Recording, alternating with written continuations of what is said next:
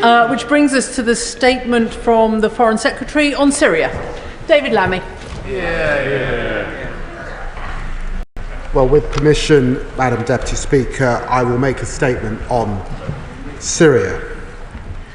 Over less than a fortnight, there has been an extraordinary change. What began as an opposition offensive in northwestern Syria quickly became a headlong retreat by pro-Assad forces, and over the weekend, the fall of his murderous regime. On the 30th of November, the regime withdrew from Aleppo. On the 5th of December, Hama. On the 6th of December, Dara and Homs. And on the 7th of December, Damascus. Madam Deputy Speaker, as this government came into office, some in the international community and some in this House asked whether we would re-engage with Assad. His Russian and Iranian allies have long championed him. Last year, he returned to the Arab League, and increasingly other governments were also starting to step up their presence in Damascus. Madam Deputy Speaker, this government chose not to re-engage. We said no, because Assad is a monster. We said no because Assad was a dictator whose sole interest was his wealth and his power. And we said no because Assad is a criminal who defied all laws and norms to use chemical weapons against the Syrian people. We said no because Assad is a butcher with the blood of countless innocents on his hands. And we said no because Assad was a drug dealer, funding his regime through Captagon and illicit finance. And we said no because he was never, ever going to change. There were those who used to call Assad the Lion of Damascus. Now we see the reality. Assad is the rat of Damascus, fleeing to Moscow with his tail between his legs. How fitting he should end up there. We see streets of Syrians cheering his demise, tearing down his statues, reuniting with loved ones who have been disappeared. We have long hoped to see him gone and welcome the opportunity this brings for the people of Syria. Assad's demise is not just a humiliation to him and his henchmen, it is a humiliation for Russia and Iran. Iran's so-called axis of resistance is crumbling before our eyes. And Vladimir Putin's attempts to prop up Assad for more than a decade. And all that he's got for this is a fallen dictator filing for asylum in Moscow. He says he wants to return Russia to its imperial glory, but after more than 1,000 days, he has not subjugated Ukraine. Putin's fake empire stopped short just a few miles out of Donetsk. I have no fear of it, only disgust. Of course, Madam Deputy Speaker, our revulsion of Assad, his henchmen, and those who propped him up must not blind us to the risks of this moment. Assad's demise brings no guarantee of peace. This is a moment of danger, as well as opportunity for Syrians and for the region. The humanitarian situation in Syria is dire, with almost 17 million people in need. Millions are refugees, largely still in neighbouring Turkey, Lebanon and Jordan. Seeing so many start to return to Syria is a positive sign for their hopes for a better future now that Assad is gone. But a lot depends on what happens now.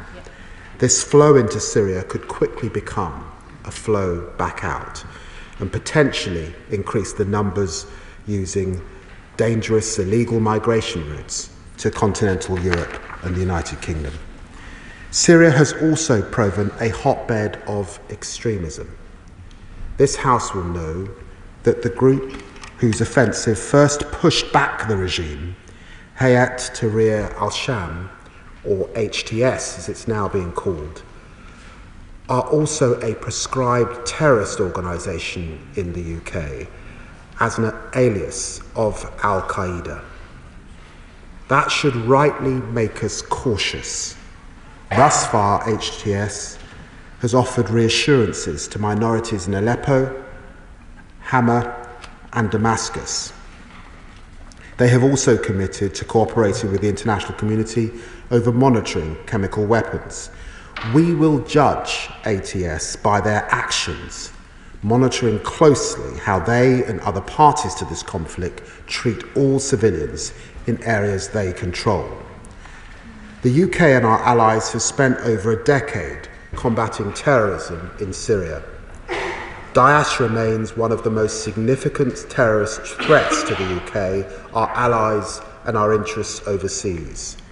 We take seriously our duty as government to protect the public from this and other terrorist threats.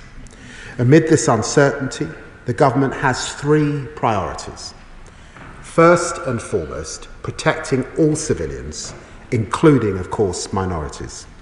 For more than a decade, Syria has been racked by terrible sectarian violence. We continue to do what we can to provide humanitarian support wherever we can.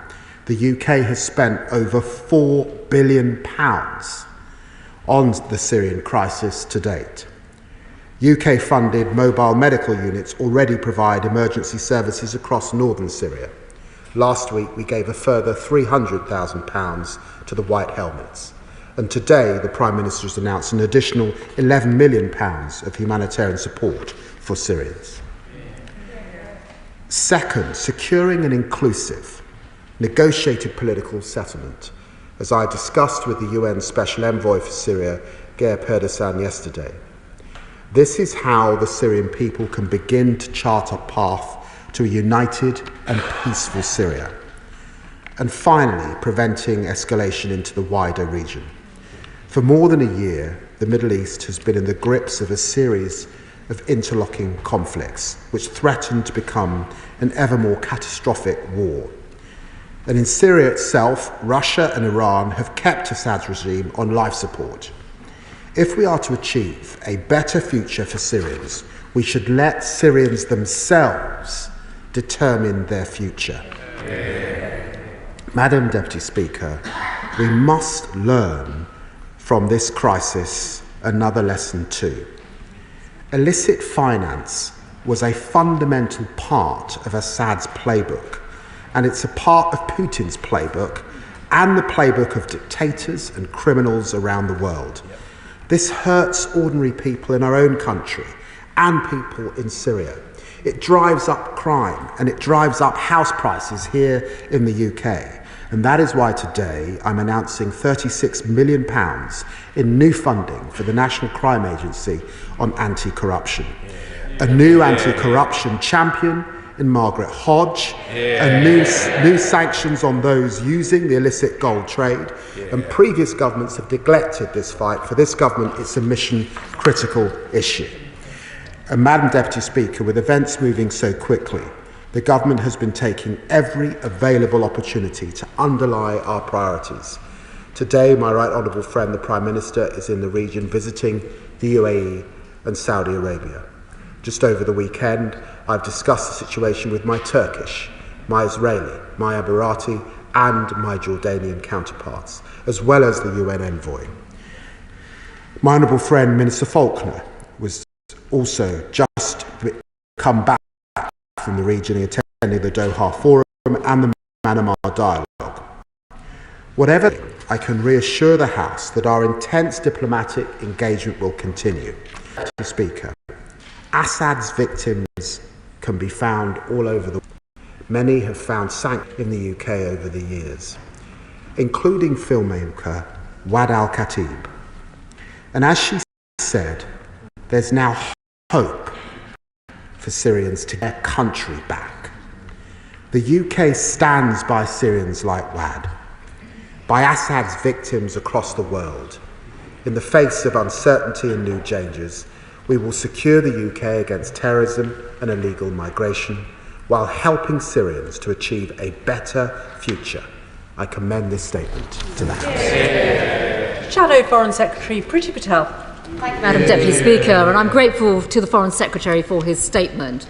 The Conservative government called for President Assad to go over a decade ago, and few will shed any tears at this vile tyrant's removal from office. He bears responsibility for countless deaths, torture of his opponents, the use of chemical weapons, and repression on a horrendous scale. 500,000 people have died as a result of his abhorrent actions and this conflict. We all remember the shocking images day after day of the barbaric impact of this conflict, and the debates in this House, including the indecision of the West to respond to chemical weapon attacks, which should weigh heavily on our conscience. While Assad may have sought sanctuary in Russia, we look to the Foreign Secretary to explain what steps will be taken to gather evidence of the crimes his reprehensible regime is responsible for, and the actions being taken to bring him to face justice. And in view of the situation in Syria, I'd like to ask the Foreign Secretary what the government's assessment is of the implications for the Syrian resettlement programme, and can he confirm that despite Assad fleeing to Russia to claim asylum, there'll be no asylum claims from former members of the Assad regime in this country, many of whom will be associated with human rights abuses. Madam Deputy Speaker, what happens next, as the Foreign Secretary has said, is critically important for the civilians of Syria, who have endured so much trauma and tragedy, and for the wider region. Syrians need to be protected by those now controlling territory, and that means the protection of all communities, groups and minorities. The House must speak with one voice on that, and some will ask what the UK can do and what should we or should we not do. There are no easy answers in the days ahead, but I say it is profoundly in our national interest that we take whatever action we can, including with our partners, to help counter any further instability in Syria. Like ministers, I was also in the region this weekend discussing the situation with some of our key and crucial partners. With large porous borders, violence, insurgency and the flow of weapons in the region, can the Foreign Secretary give details of the work being undertaken to strengthen and secure the borders of neighbouring countries? And there is a significant risk of a power vacuum in Syria, which could lead to a breakdown of law and, of course, the prolific activities, including the smuggling of weapons and drug production on an industrial scale. So can the Foreign Secretary give an update on the actions being taken to monitor and respond to these criminal activities? Can he also comment on the risk to our security from foreign terrorist fighters being freed from prisons? And can he give his assessment of the risk of the state's weapons, including potential chemical weapons, falling into the control of those who would cause us harm and threaten our security? Instability can also fuel a rise in extremism, not only in Syria, and there is a risk that ISIS will seek to exploit the present situation, but at home this is also an issue. So can the Foreign Secretary inform the House as to whether a cross-government review of the security and defence implications and the implications for terrorism risks is underway? And of course, to what level can he share, and I appreciate this might not be fully in this House, what discussions are underway with our intelligence partners to counter extremist and security threats from the region itself? Hayat Tahrir al-Sharam's historic links to al-Qaeda and their ideology is too well known, and therefore they have been proscribed for good reasons. So can the Foreign Secretary give a timetable for the reported review of HTS and share the details of the legal mechanism he'll be using for that review? Can he give assurances that the government with its partners will be considering the potential threat that HTS poses immediately, both for Syria and the region, as well as our own interests? Security considerations, Madam Deputy Speaker, should always be a number one consideration for us all. And we should not forget where this group originally came from. We need to be looking not just at their words, but at their actions. And for years, the Assad regime has been bailed out by the Russians, the Iranians and Hezbollah. But with Russia now focused on its illegal invasion in Ukraine, and with Iran's presence in the region now depleted, can the Foreign Secretary give the government's assessment of how this change in Syria will affect the dynamics of the current situation in the time ahead? And what is the strategy for dealing with Iran, who still want a foothold in Syria to exploit and funnel the misery that we have seen for too long? While we must work towards a better future for Syria, I hope the Foreign Secretary will agree that we must ensure that this government remains alert and prepared for the risks and threats that could still emerge. Yeah. Well, Madam Deputy Speaker, can I thank the Foreign Shadow Secretary for her remarks, and indeed she was in touch with me last week about her own concerns at what was taking place, and we were able to correspond. So I'm grateful for the manner in which we've been able to engage on this very, very serious issue. She raises quite rightly the terrible human rights record of Russia and Iran in backing this grim, brutal regime. And she's absolutely right that they should be held account for their actions. Now, she will know that we have not got a diplomatic presence in Syria at this time, and indeed the Syrians do not have a diplomatic presence here in the UK. So recording these actions is not straightforward, but of course we continue to work, as you would expect, with NGOs and civil society to support them in their efforts, and we will see over the coming days and weeks how they are able to both record and hold to account those that kept Syria under this brutal regime, not just in fact for the last 13 years, but for the years before that under Assad's father's regime as well. She raises the issue of Syrian resettlement. Let me just say that that is premature. This House, in a cross-party basis, and she indeed saw this in her own role previously in government, has sought to support the humanitarian needs of Syrians. We recognise the displacement next door in Lebanon, in Jordan, in Turkey, and in Iraq and neighbouring countries, and of course we will continue to support people in those refugee camps and through the humanitarian aid that we support in country at this time. She also raises, of course, the tremendous issues that exist on the ground and our concerns, quite rightly, about increased terrorism that might engulf a country where there are at the moment different sections, different communities, different minorities, different regions, not just, in fact, HTS has been read in the papers. And against that backdrop, of course, a COBRA has been stood up to fully understand these issues across government. It wouldn't be right to comment on intelligence matters at this time, but she will understand that government is active, as she would expect us to be. And she's absolutely right about the threat, not just of terrorism, but of illicit drugs as well. And having just come back from the region, she, I'm sure, will have heard Gulf allies raise the issue of Captagon and illegal drugs that also propped up Assad's regime and found their ways flooding into Gulf countries, and that's something, of course, that we continue to monitor.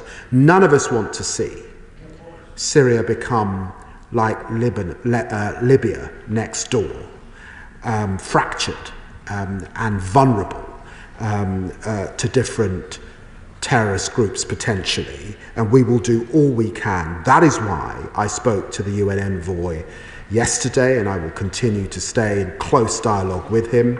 It's why I spoke to Jordan, to Turkey, to the UAE and others. The UK will do all it can to support this new representative process that has the people of Syria at its heart. When we look at the jubilation, we want that jubilation to continue, not to be replaced by another bloody and brutal regime. Chair of the Foreign Affairs Committee, Emily Thornberry. Thank you very much, Madam Deputy Speaker. We all celebrate across the House the end of this terrible regime. But the very last thing that the Syrian people want, as my right honourable friend has said, is for one tyrant to be replaced by another, but the second has an Islamic flag. So there is another way, but it's not going to be easy, and I'm glad to hear that my right honourable friend has begun talking to the UN Special Representative, because there are other plans. There have been Syrians working on other plans, on other constitutions and laws over a long period under the auspices of the United Nations. But what is desperately needed now is to ensure that there are inclusive transitional arrangements put in place that can take Syria into a brighter world, into the sort of Syria that frankly has a political system that the long-suffering Syrian people need and deserve, and could give them the sort of country that this extraordinary multi-ethnic, multi-background country could do. So I hope that that is our priorities, and that we don't simply sit back and say, oh well, what can we do? Well, I'm very grateful to my right honourable friend for the question, and she's absolutely right, Madam Deputy Speaker. We have to ensure that Druze, that Alawites, that Christians, as well as Sunni, Shia, Muslims, Kurds, have a place in this vast, ancient and important country, and that they are protected, and that civilian life is protected. That's why Minister Faulkner just yesterday was speaking to representatives of civil society.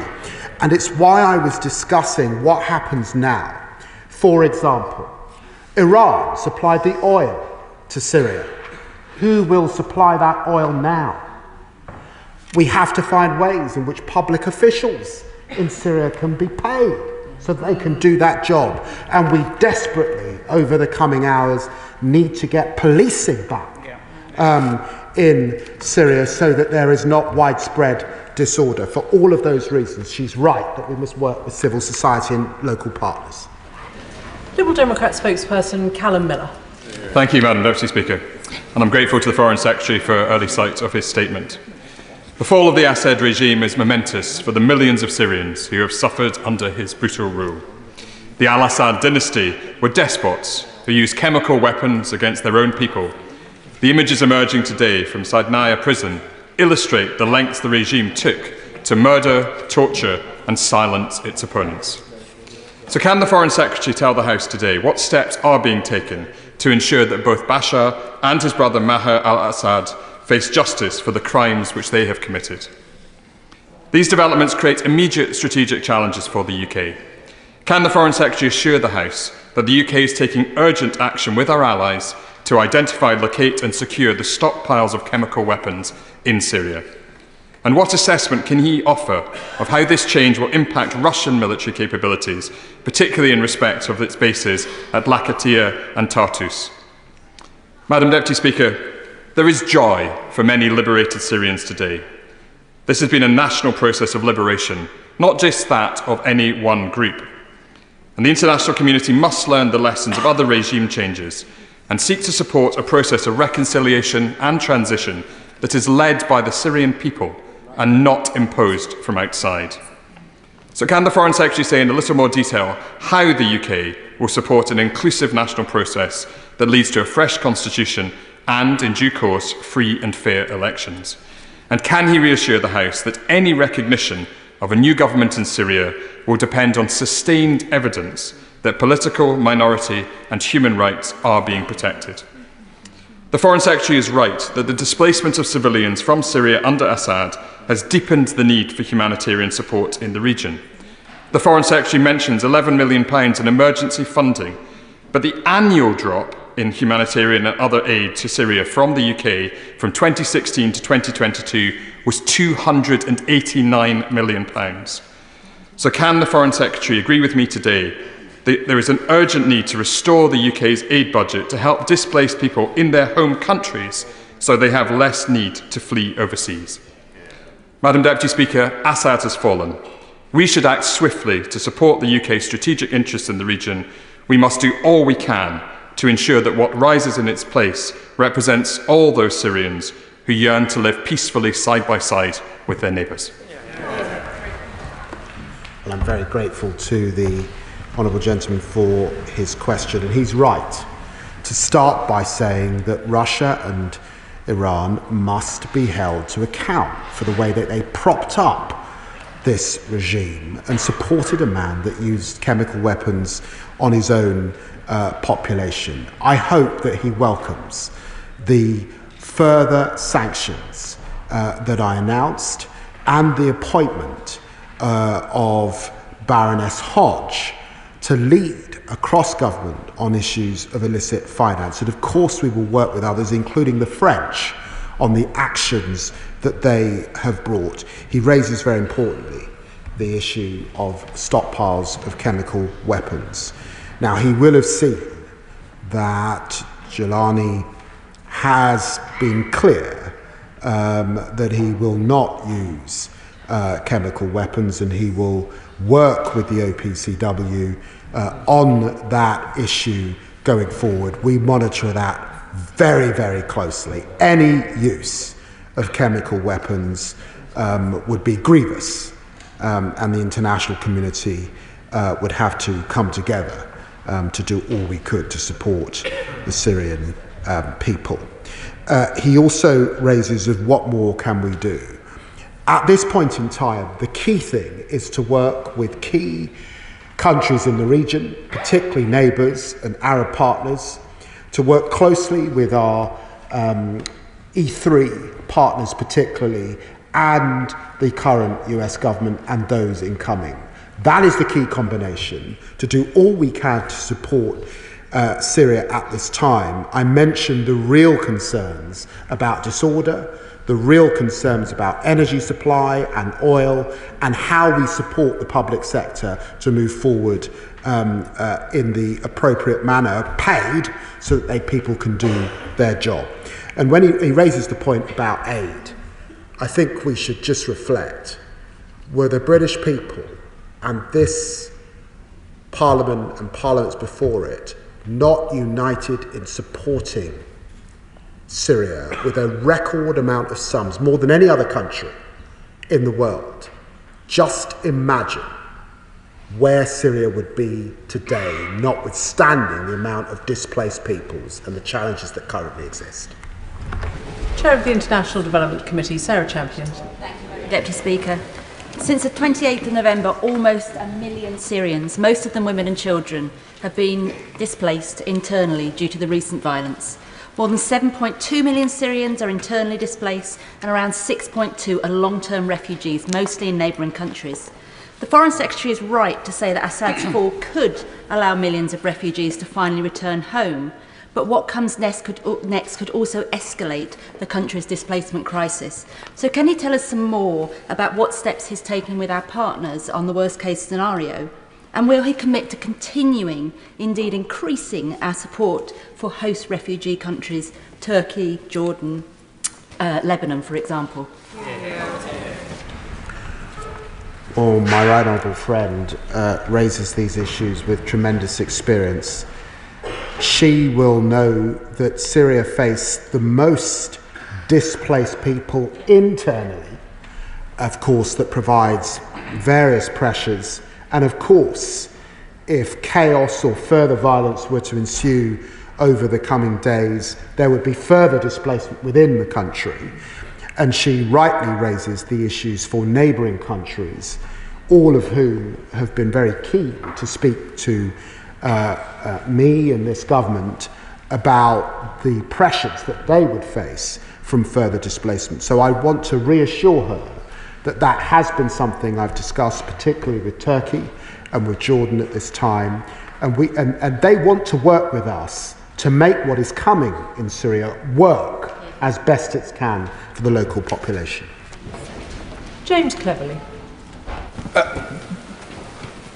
Syria now presents a toxic mix. It is a large, heavily armoured but now ungoverned country. There are a range of militia groups affiliated to both state and non-state actors. It has a number of fragile neighbours, and we are at a fork in the road moment.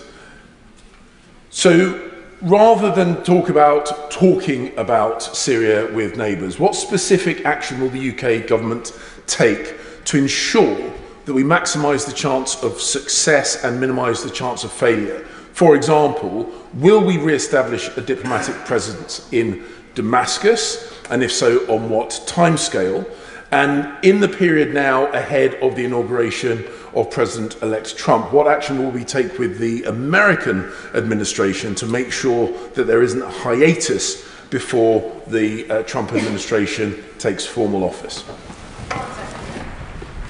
Well, I want to reassure the honourable gentleman that, of course, we are talking to the American administration. Now, I know when he was Foreign Secretary, he tried to move quickly, but announcing within 24 hours that we're reopening an embassy in Syria would be hasty. The pressing issue at this time is the humanitarian aid issue, is working with partners to ensure the issues around energy and order that I think all are raising with us. And of course we will continue to reflect on our ongoing diplomatic relations with Syria. He will recognise too from his time in office that we have particular concerns about the northeastern corridor in Syria and some of our real counter-terrorism and Daesh concerns, which is of course number one in UK considerations. Dan Carden. Thank you, Madam Deputy Speaker. Can I welcome everything in the Foreign Secretary's statement today, and he's right that we mustn't be blind to the risks of this moment. I'd just like to ask him about two groups. Firstly, the millions of Syrians who have fled Syria over past decades, and what his hope is for them in this future process. And also the Kurdish community. It was one of the largest ethnic communities without a state, and I wonder what hope he has to engage them in this process for the future. Well, he's right to raise, of course, the displaced people, many of whom are beginning that journey back home. I think the important thing is that they go home to a country that continues to fuel the hope in their hearts and can cope with this new increased population that will no doubt be in demand of public services. And he raises the Kurdish minority group also in the country. As I have said, as the UN envoy has said, this has to be an inclusive country that has a place for everyone.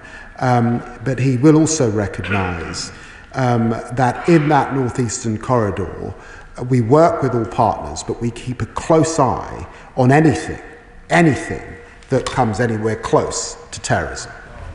Sir John Whittingdale.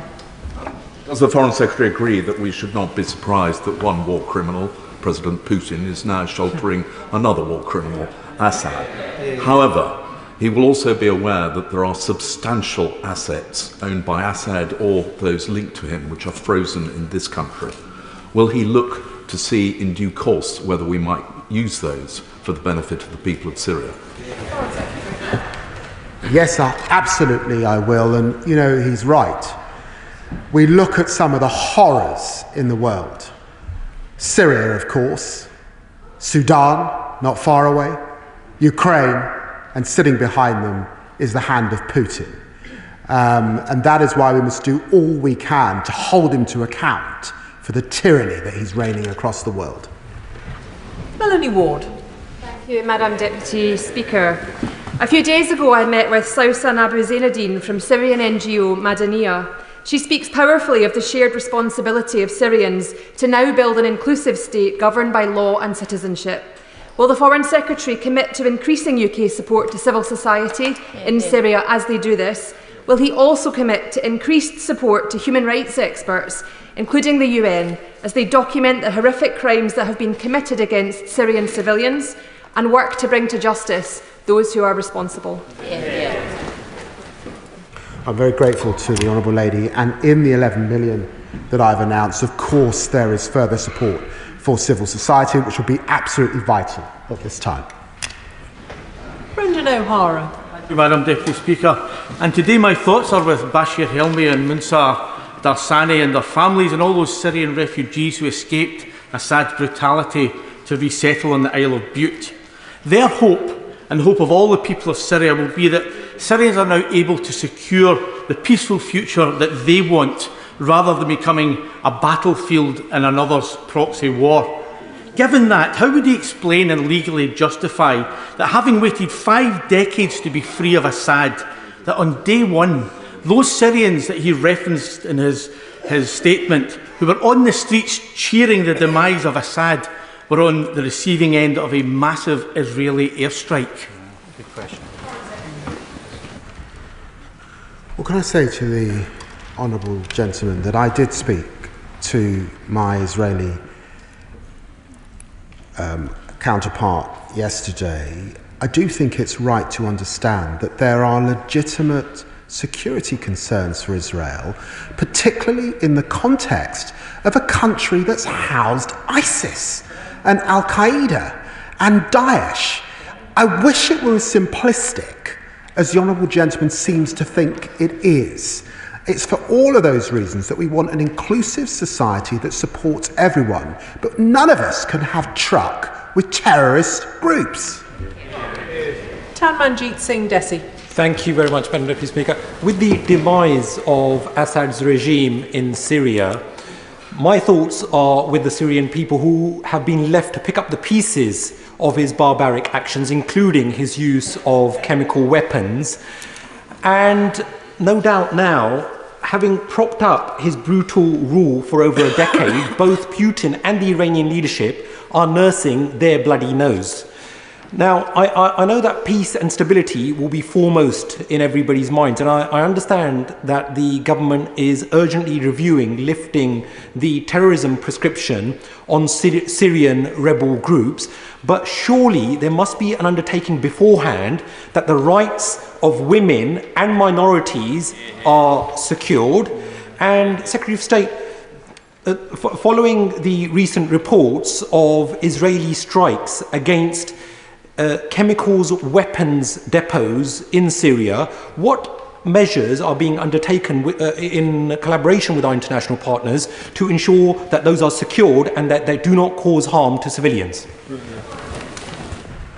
Well, I'm grateful to the Chair of the Defence Select Committee. He's right to raise the importance of women, and I want to reassure him that the funds that we are making available are absolutely going to support women. He mentions prescription.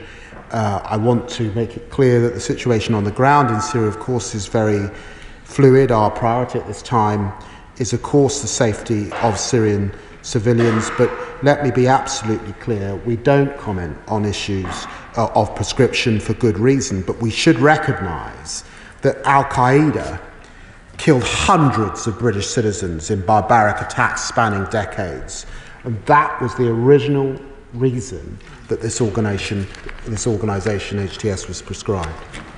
David Mundell.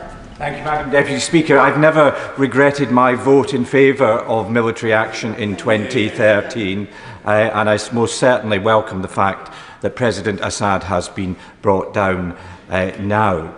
I welcome what the Foreign Secretary has to say on humanitarian aid, but there are a myriad, in fact, of Security Council resolutions in place on humanitarian aid, on the rebuilding of Syria, and in all its forms. What role does the Foreign Secretary see the UN and indeed these Security Council resolutions playing as we go forward? Well, he's right to raise the importance of the UN. Resolution 254, particularly in relation to Syria. If he reviews that resolution, he will see that it largely deals with the assumption that there would be the regime in place that we've had, Assad. So it is important to support the UN Special Representative at this time. I think there must be, if Syria is to succeed, a greater role for the UN, and of course I intend to discuss these issues with the Secretary General and others in the coming days and weeks. David Taylor.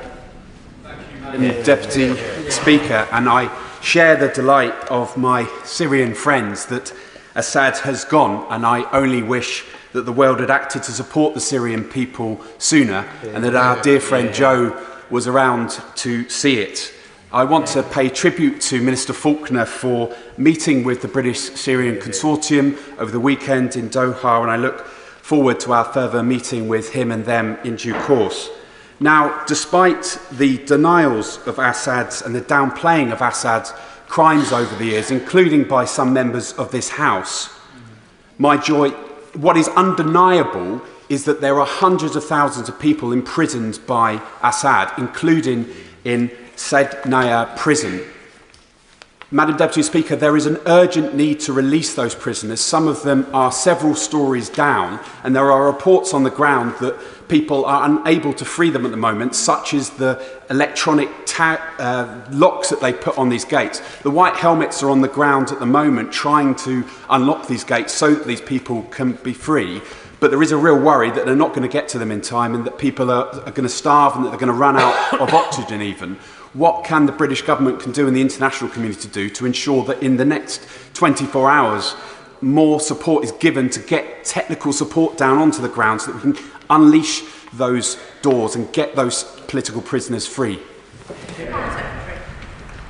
Well, my honourable friend raises a really important issue, and I saw a scene of a young child, toddler, effectively walking out of a prison. So grim was the Assad regime. This is an issue that's commanded a lot of attention in the last few hours. We will continue to support civil society and the public services as best we can to get those individuals out. He will recognise that's against the backdrop of some constraint. We do not have a diplomatic presence in Syria, and we have not had for a very long time. But because he also mentions prisoners, we should never forget the 100,000 or more people who have simply disappeared.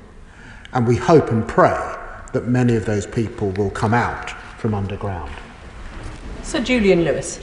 May I gently remind the House that one should never idealise the oppositions in these scenarios, and some of what I've been hearing today reminds me very much of what I heard in this House after the downfall of Saddam Hussein and Muammar Gaddafi. The truth of the matter is that in Syria it's a choice between monsters and maniacs, and I don't regret my votes either in 2013 and 2015 when the coalition wanted to bomb first one side and then the other in the same civil war.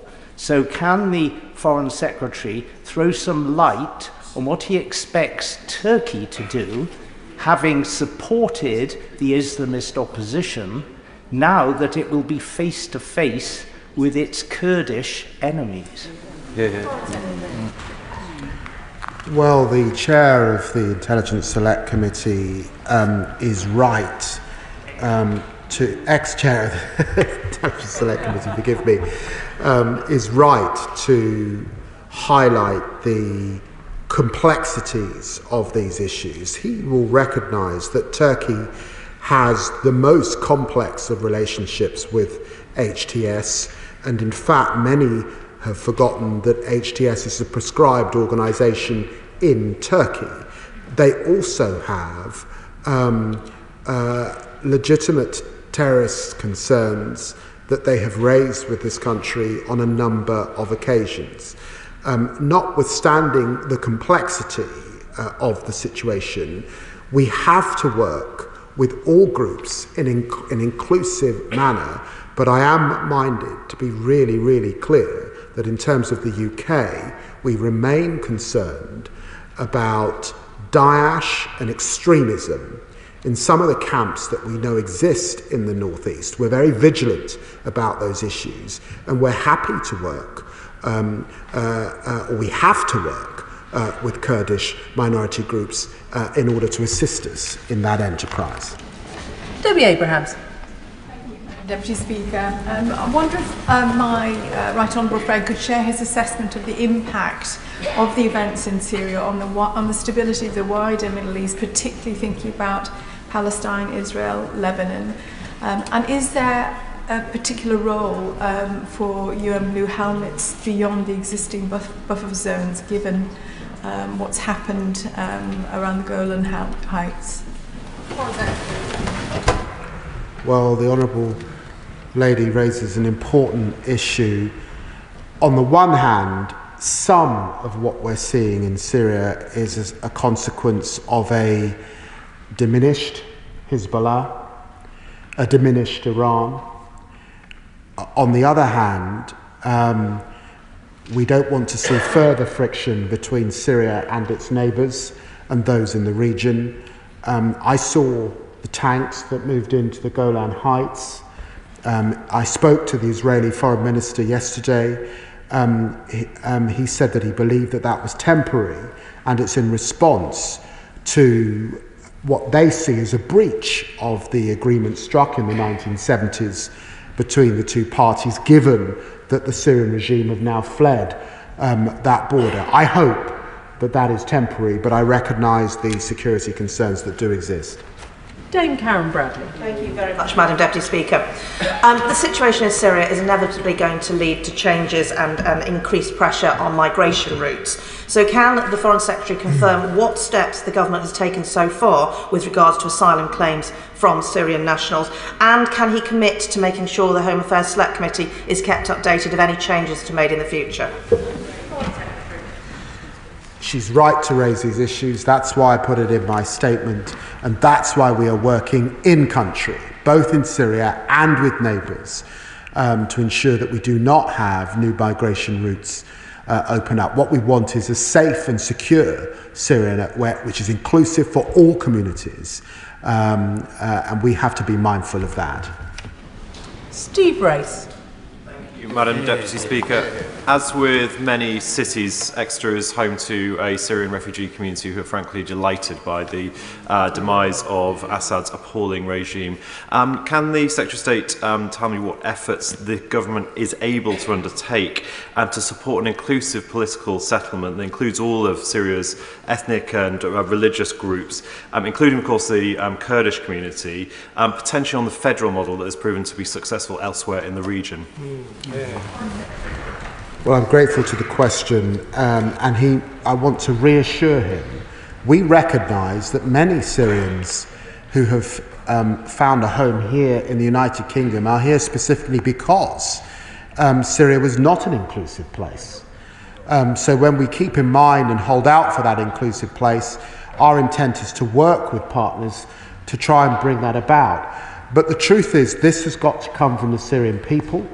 The best we can do is to support public services, to support civil society. Long gone are the days when a P5 member such as ourselves seeks to construct the terms under which freedom is achieved. We have to work with partners on the ground. Richard Tice. Thank you, Madam Deputy Speaker, and we welcome the Foreign Secretary's statement on this fast-evolving situation. And the Secretary of State has referred to the many displaced Syrians looking to return to Syria, there are opportunities and risks. Will the government be providing assistance to those Syrians in this country who do wish to return to their homeland? And will the government look to follow the example of European nations like Germany, who have suspended asylum applications?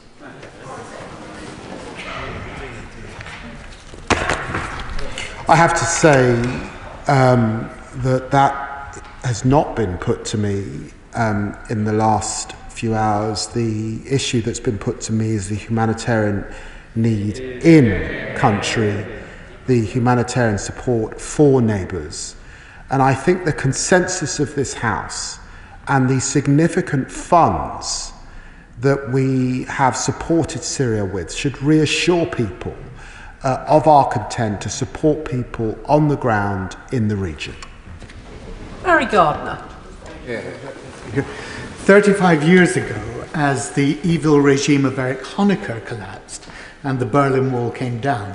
The threat of chaos in East Germany was countered and that country reintegrated into Western Europe only with the investment of $2 trillion. Now, the Foreign Secretary quite rightly spoke of the dangers to the UK that continuing chaos in Syria could cause.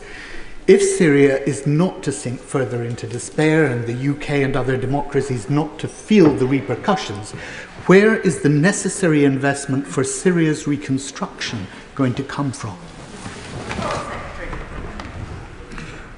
Well, your right honourable friend raises an important issue looking ahead. He will recognise that there is a real bandwidth problem as we look across the world and the Middle East particularly. Many would like to see a ceasefire in Gaza. I certainly want to see a ceasefire in Gaza and the road to reconstruction begin there. Many want to see Putin exit his troops from Ukraine and face justice, and there will be reconstruction that is necessary there. So, of course, there is reconstruction that's necessary in Syria. But I just remind the House that this country has provided, across the last government and this government, £4 billion worth of aid. The UK taxpayer has played its part in supporting Syria. We've announced a further 11 million today. We continue to play our part, but no one would suggest that we could do that potentially at all on our own. David Reid. Thank you, Madam Deputy Speaker. The situation in the Middle East is extremely volatile, and the situation that's played out in Syria over recent days only adds to that instability. Has the Foreign Secretary had conversation in recent days with MOD colleagues about the potential need to reinforce and bolster security in sovereign area bases in Cyprus? Can I reassure the honourable gentleman, those are ongoing discussions, as you'd expect, given the extent of the challenges in the Middle East, particularly the challenges previously in Lebanon. Jacob Collier. Thank you, Madam Deputy Speaker. The fall of Assad's regime marks a pivotal moment for Syria, offering a chance to end over a decade of brutal conflict and suffering at the hands of a man content with using chemical weapons against his fellow citizens. What steps is the Foreign Secretary taking to ensure that Britain works with international partners to secure a stable and inclusive future for Syria so that all Syrian people can finally live in peace and rebuild their lives? We're grateful for the question and grateful to repeat that it's very important for me to speak to Emirati colleagues at this time, to Turkish colleagues at this time, to Jordanian colleagues at this time, and for the Foreign Office operation, of course, to be engaged with the United States and others to ensure that we see a transition to genuine representation that's inclusive. Richard Ford. Madam Deputy Speaker, in 2013, this House voted against UK military action following the use of chemical weapons by Bashar al-Assad's government. One effect of that vote was to deter the British government from taking action, but another effect of that vote was to have influenced the US government into taking no action at that time. For any future UK military action, will he support Parliament debating and voting on it, even if we've learned from 2013 that there may be times when such scrutiny should happen after military action takes place? Well, I would say, and I say this drawing on my 24 years in this House, that military action is always taken by all members with a seriousness and a sobriety you see on no other issue that comes before this chamber. I don't think there's any disagreement about Assad in this House this evening, and it's important to remember that the person responsible for the crimes against the Syrian people is Assad and his brutal regime. Chianwara. Deputy Speaker, the joy on the faces of Syrians and the horrors of the Syria prison emphasised both the evil of the Assad regime and the hope for the Syrian future my right honourable friend, the Foreign Secretary, speaks of. But the complexity of the ethnic, religious, political and military groupings within Syria and the wider region make the pathway to that stable, peaceful, inclusive Syria challenging, to say the least. What practical steps can the UK take to support the bringing together of the appropriate Syrian representatives who can help enable them to build the peaceful, stable Syria that we all wish to see? Well, my honourable friend is absolutely right, and she's drawing on years of experience on these issues of cohesion and bringing different communities together. Over the coming days, I hope to see that inclusivity in action. I've said to the UN Special Representative that the UK stands ready to support him in whatever way he deems necessary, and clearly the UN will play an important role over the coming days. And as I said, I do think it's important that the regional actors, along with partners here in Europe and in the United States, are able to convene to ensure that this new rise in tide in Syria is able to keep alive the hope that the people are demonstrating on the streets. James Wilde. Thank you, Madam Deputy Speaker. The SDF is managing detention facilities with 9,000 Daesh fighters in Syria. What is the Foreign Secretary's assessment of the likelihood of ensuring the continued management of these facilities, keeping people who threaten our security imprisoned, and what action is he taking with allies to achieve that outcome? Well, I've said in the House that this is the number one issue for the UK government. We will continue to work closely with partners both in country and neighbouring to ensure that safety for our population. This is a very serious issue, and of course, across all channels, the UK government is fully engaged. Leslie Caliscan.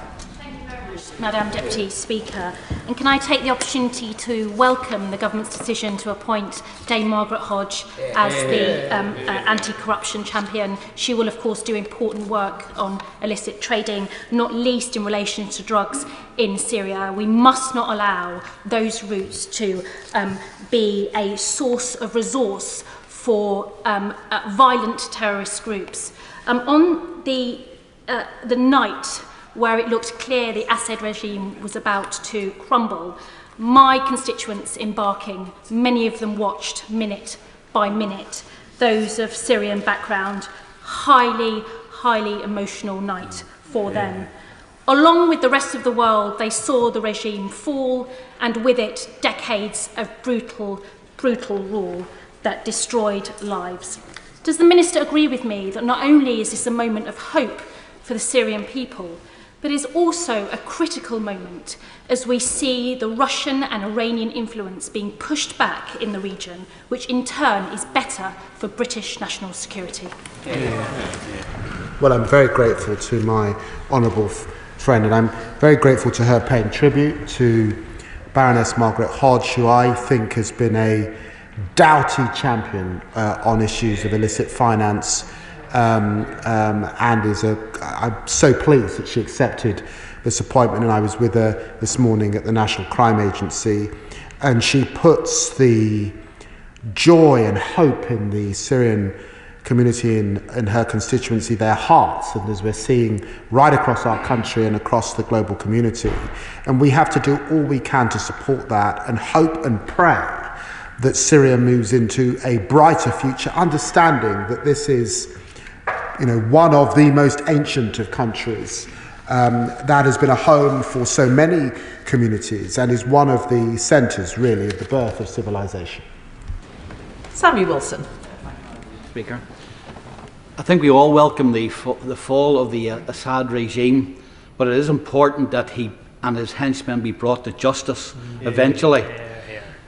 The problem, of course, is that, as we have seen in Iraq and Libya, the fall of a dictator swiftly like this leads to a dysfunctional state with all of the potential for immigration, illegal immigration, terrorism, and many other problems. Is it realistic, and what can the Minister say in relation to, first of all, Britain's role in ensuring that Syria does not become a dysfunctional regime, that secondly, we prevent terrorism from moving from there into other parts of the world, and importantly, those who genuinely will have to seek asylum, what grounds can we take for dealing with those on the ground rather than pushing them in the hands of the people smugglers? Well, the Honourable Gentleman centres justice at the heart of what he said, and he's absolutely right that quickly the joy will turn to an accountability for what went before, and I suspect we may see it coming out of the prisons as people begin to interrogate what happened to those 100,000 that disappeared. That people will want to hold those responsible accountable, and that's understandable.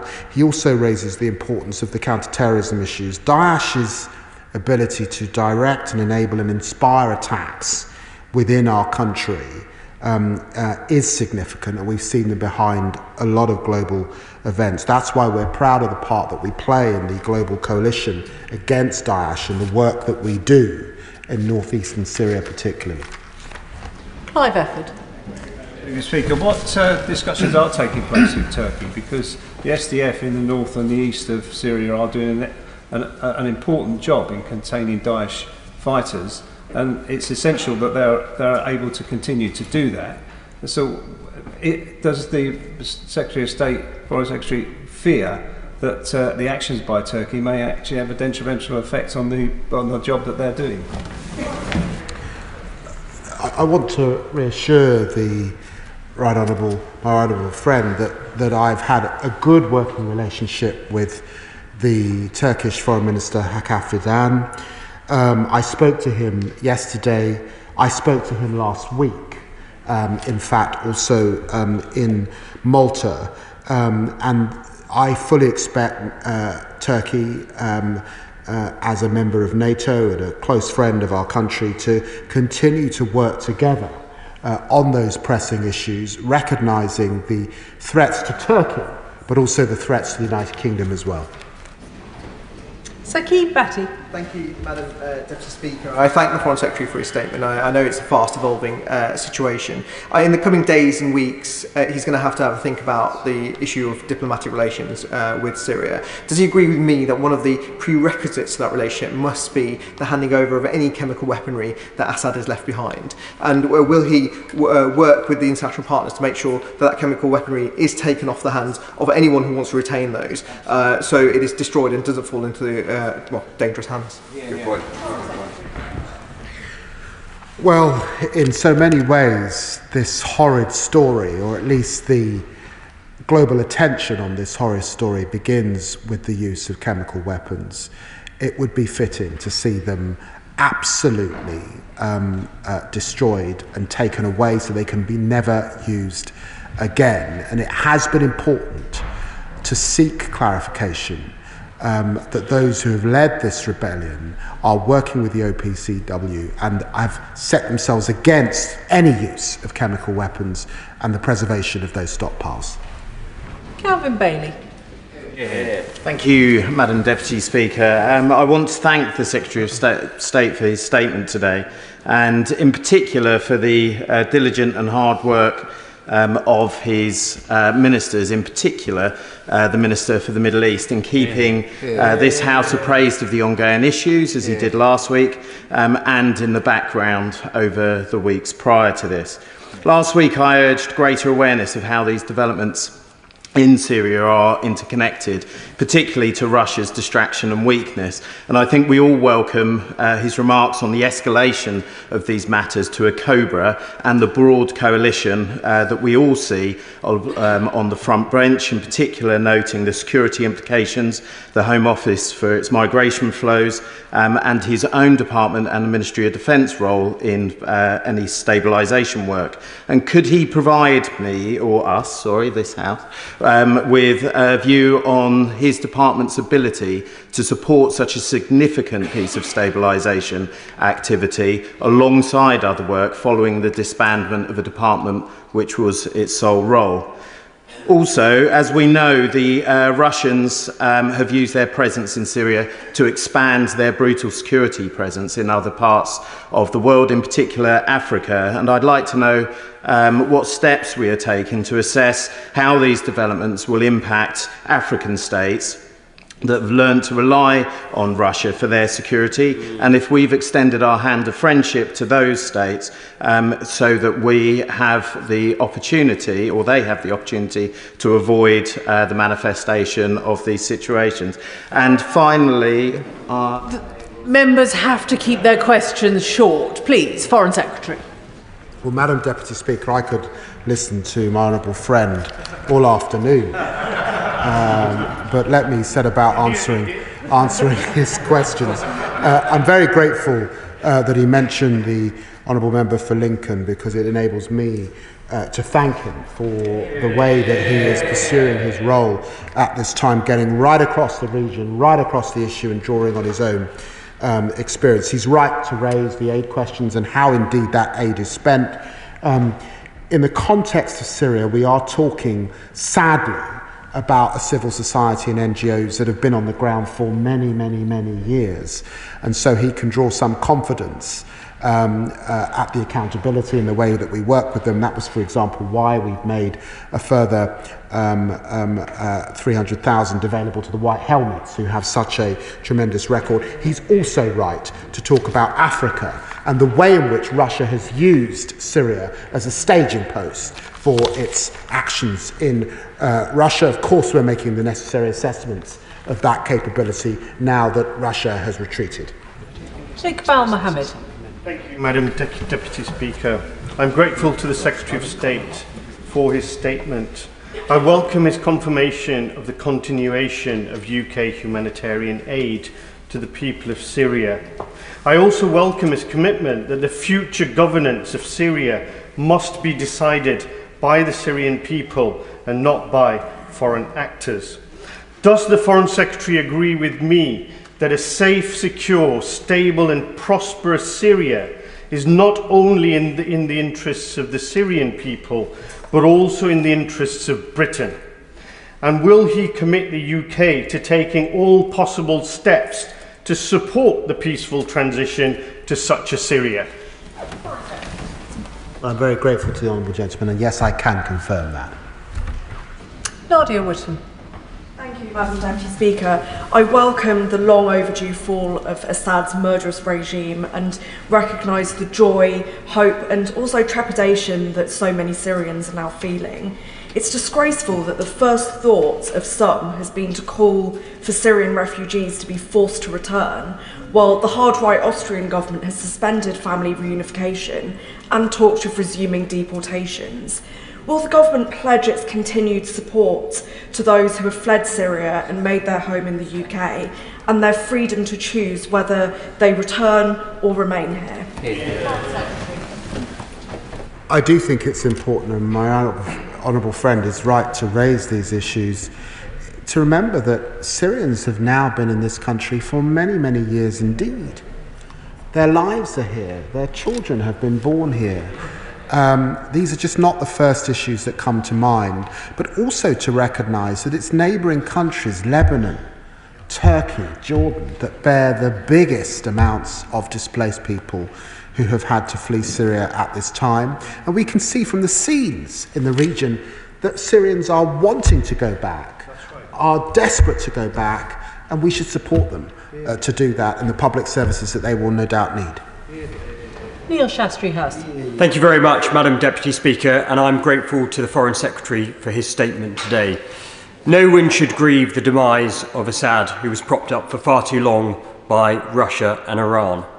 However, HTS, with its links to Al-Qaeda, mean the future is far from certain or secure. With that in mind, can the Foreign Secretary set out what steps the government has taken to promote the rule of law in Syria?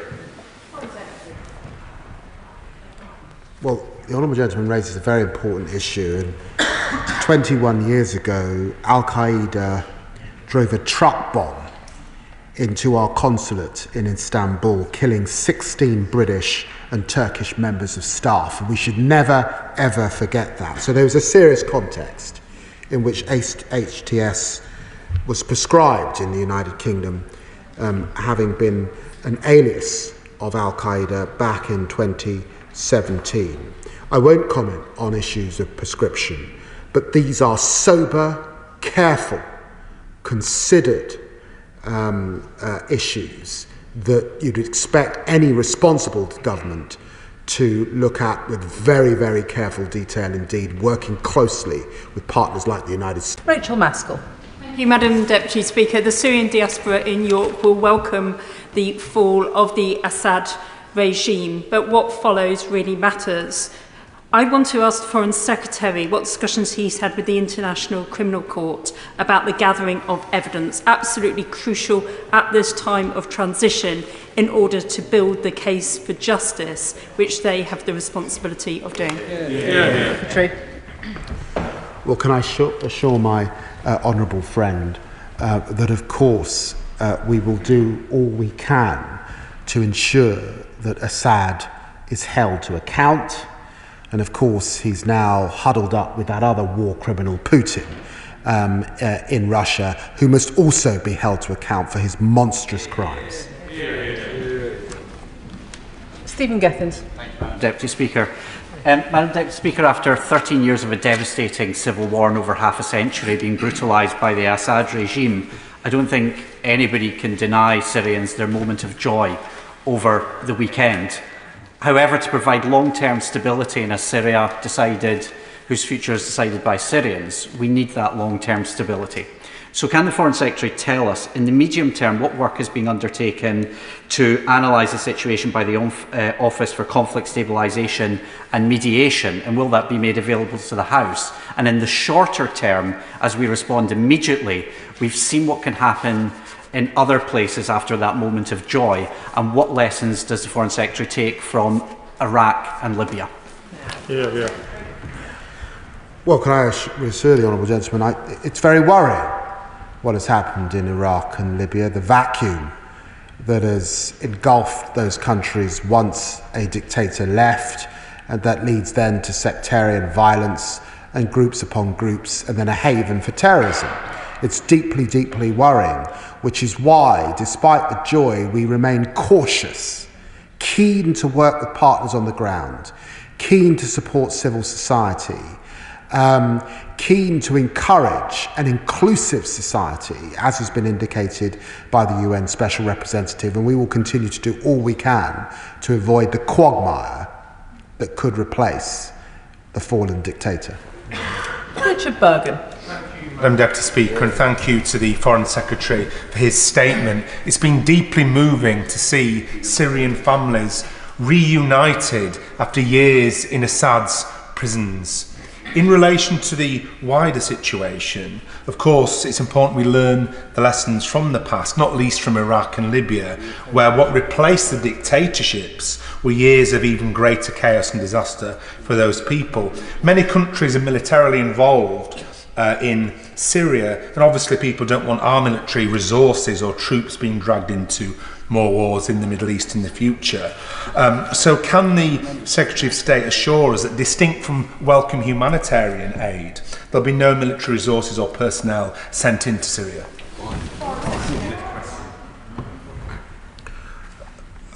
Well, I'm grateful for the way in which the honourable gentleman has outlined the dangers after a fallen dictator.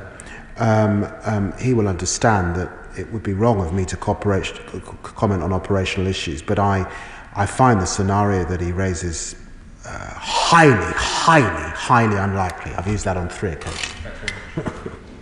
Jeremy Corbyn. Thank you, Madam Deputy Speaker, and I thank the Foreign Secretary for his statement.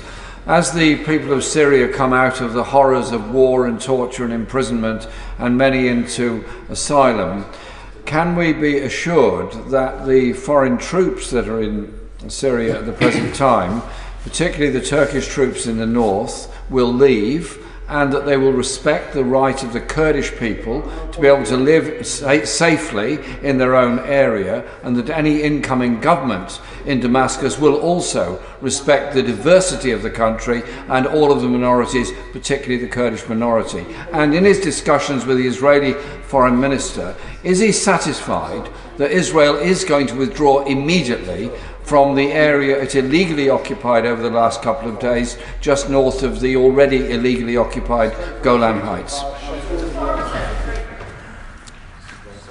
We're in the early days of a fluid situation, so it wouldn't be for me to give the honourable gentleman the assurances that he seeks at this time, except to say that, of course, I continue to talk to our closest allies in the region about their security concerns and the issues before Syria at this time. Can I just say, in relation to the conversation I had with the Israeli Foreign Minister, there was an arrangement put in place. It was put in place in the 1970s. It has worked and sustained an arrangement in the Golan Heights, and their assessment was that with the withdrawal of the regime over the last few days and the potential for chaos, as has been discussed in this House and as indicated in his question, it did require them to protect that buffer zone. And as I've said, I hope that situation is temporary. Kim Johnson. Thank you, Madam Deputy Speaker. Yesterday, as we've just heard, Israel did seize more territory in the Syrian-controlled Golan Heights. And the Foreign Secretary has just mentioned that Israel has mentioned it's going to be temporary. But it is recognised under international law as illegal. So I would like to know from the Foreign Secretary what will happen if the Israelis decide it isn't temporary. Well, the Honourable Lady rightly says that it is illegally occupied, and I want to confirm from the dispatch box that it is the UK assessment, and that has been the case under successive governments, that this is occupied land. Jim Allister. Could I draw the Foreign Secretary back to a point raised by the Shadow Foreign Secretary, but I don't think fully addressed? Is there an assurance to this House that this government will block any asylum applications by Assad's acolytes in the years going forward? I have seen mentioned in the last few days Asma al-Assad potentially as someone with UK citizenship that might attempt to come into our country, and I want to confirm that she's a sanctioned individual and is not welcome here in the UK. And having appointed Margaret Hodge to her role this morning and taken such action on sanctions, more sanctions in the last 5 months under me than we saw even before in that space of time, let me reassure, I will do everything I can in my power to ensure that none of that family find a place in the UK. John Slinger. Deputy Speaker, I should declare an interest in that several years ago I advised the moderate Syrian opposition coalition and other moderates. Does my right honourable friend agree that it's important, in order to ensure that the Syrian people are at the heart of the new Syria and to strengthen stability, that the new political structures are democratic and pluralistic, that the moderate opposition who have dedicated themselves to planning for this day ever since the horrors of 2011 are closely involved, and that engagement with our allies and the United Nations, which I know is ongoing, is prioritised, particularly given UN Security Council Resolution 2254. Well, I'm very grateful to my honourable friend for that question and for his work and experience and dedication to these issues over many years. There has been a lot of focus on HTS, but he will recognise that those who freed Damascus contain many groups. There is many groups that make up the opposition They come from different positions. When we talk about an inclusive Syria, it's got to be a place that includes all of them. And he's right to put on record those groups that we have in our own country have been able to work with over many, many years. Jim Shannon. Madam Deputy Speaker, can I thank the Secretary of State very much for his statement. And while the downfall of the Assad regime is to be lauded and that Damascus has been liberated, the same Damascus, of course, which was the earliest, one of the earliest places for Christianity being taught and preached, and as the Bible is mentioned, often mentioned in the good book in relation to that. The free world has failed in the protection of minority groups and religious beliefs, and need to be mindful that Turkey and Turkish-led terrorists are at this current time attacking Kurds in northern Syria. Since 2018, Turkey has killed, it is estimated, some 300,000 Kurds in northern Syria, with another 300,000 today facing that same fate. Furthermore, as Damascus has gained freedom, minorities in Syria must be protected against a very brutal and violent and evil HTS. So will the Secretary of State ensure that this transition peace government will engage to protect all religious minorities in Syria? Thank you so much.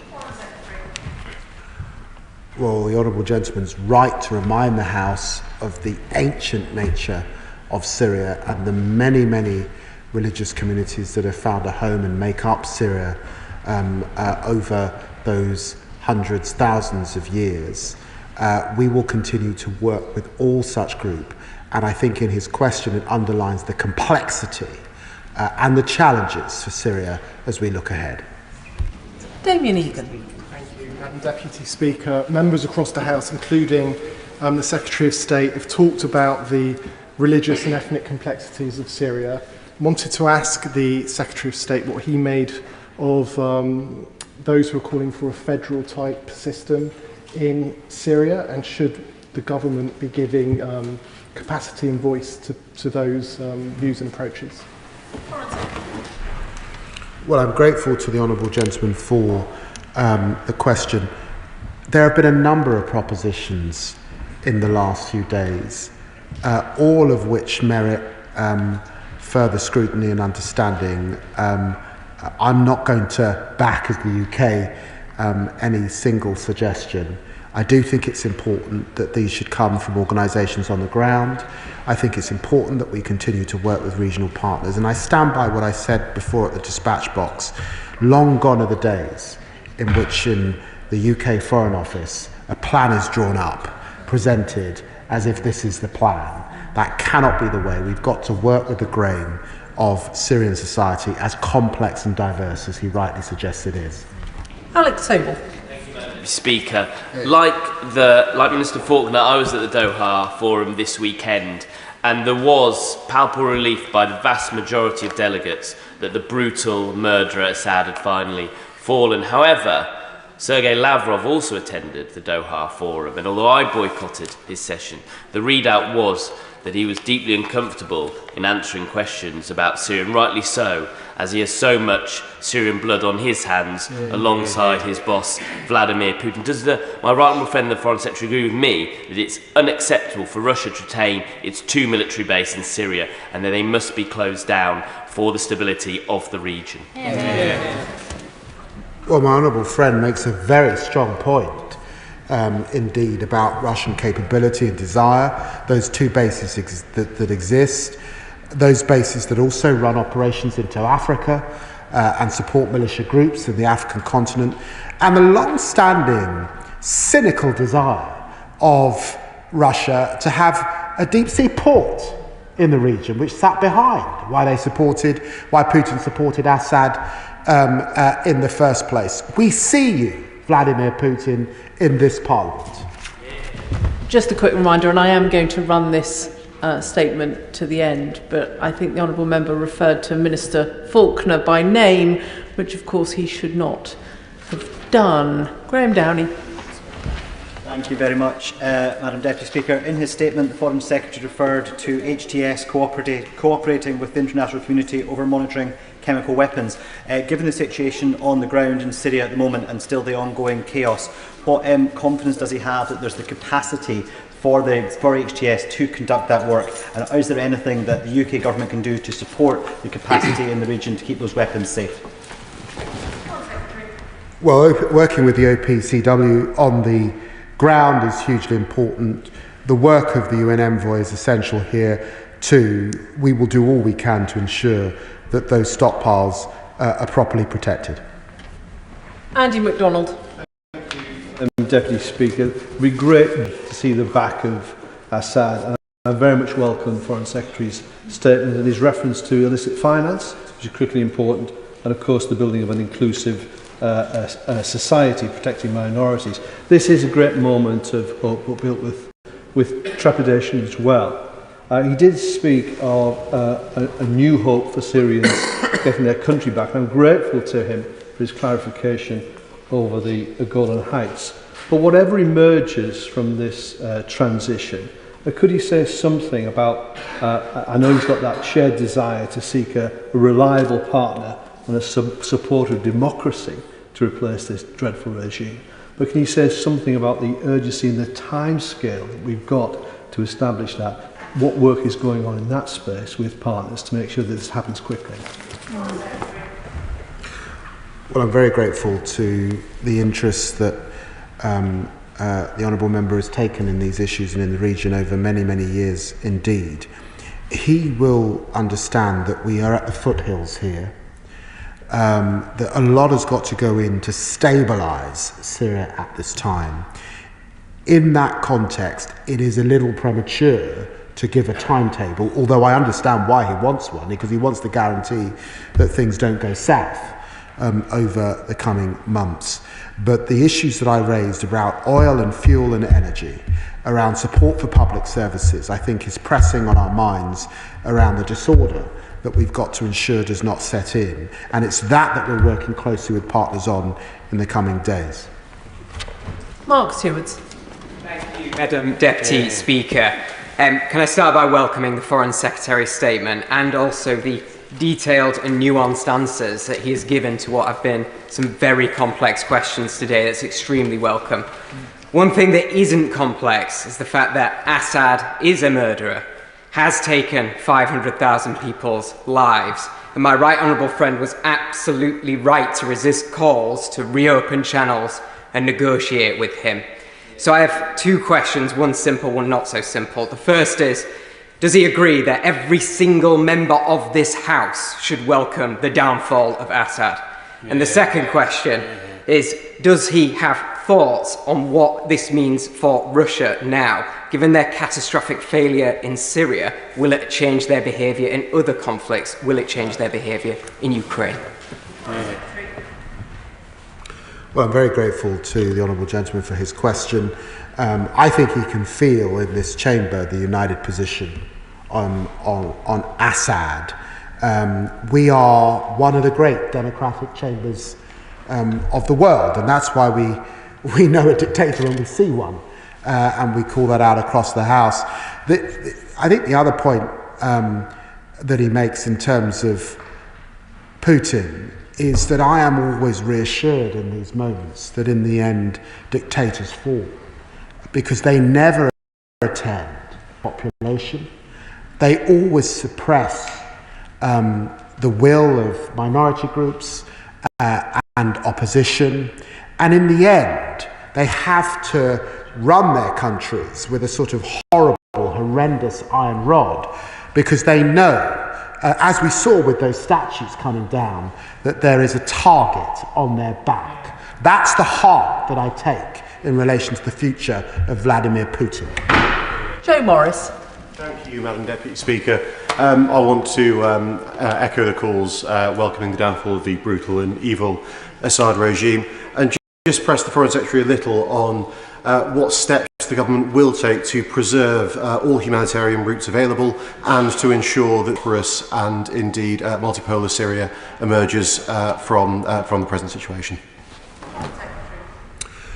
The 11 million that I've announced, further aid that supports those civil groups, the conversations that I've said today with regional partners to ensure that those routes are available, and you know, it's good to see people feeling able to return home. To swallow. Thank you, Madam Deputy Speaker. My right honourable friend is right in his statement to emphasise the effect of global instability on illegal immigration into the UK. So supporting displaced Syrians as they return home is not only the right thing to do, although it is the right thing to do, it also supports the security of the UK. So can he assure this House that Syrians returning home will have the ongoing support of this government in terms of humanitarian support? Yes, I'm very pleased to say that at the dispatch box. Paul Wall. Thank you, Madam Deputy Speaker. Can I join the Foreign Secretary and the Shadow Foreign Secretary and everyone across this House in welcoming the demise of Assad's brutal regime? But unlike my predecessor in Rochdale, Mr. George Galloway, who tweeted his support for Assad this weekend, much to the disdain of many in my constituency, I do not mourn Assad's demise, and we shouldn't be surprised by Mr. Galloway, given that he's long been a friend of dictators across the planet. But can I remind the Foreign Secretary that Assad was no friend of the Palestinian people. He bombed, he tortured, he murdered Palestinians who stood up to him. And does my honourable friend recognise their bravery today too? Well, my honourable friend is absolutely right to remind the House that our own democracy has demagogues and charlatans too that can prey on individuals. And also to remind us that really so few were safe in Assad's brutal regime that saw the murder of hundreds of thousands of people disappearing on a scale that certainly the 21st century had not seen, the use of chemical weapons, and that he has found safe comfort in Russia is frankly appalling. He should be rotting in a jail for all that he has done. Sam Rushworth. Thank you, Madam Deputy Speaker. And like many in this House, I've campaigned with and wept with Syrian friends over much of the last decade in their struggle and welcome the demise of Assad. But the Secretary of State is absolutely correct that it's for the Syrian people to decide what happens next, though I greatly fear that there will be many Syrian people whose voices will not be heard unless they're given strong international support to be heard. There is a strong pro-democracy and pro-human rights movement in Syria, particularly amongst women and youth-led organisations. What's the government doing to ensure that the voices of women and youth are heard? He's absolutely right to raise the importance of women and youth. Women have been mentioned, but youth not so much this afternoon. And I've been aware of youth groups in Syria over many years, and we will do all we can to amplify those voices at this time.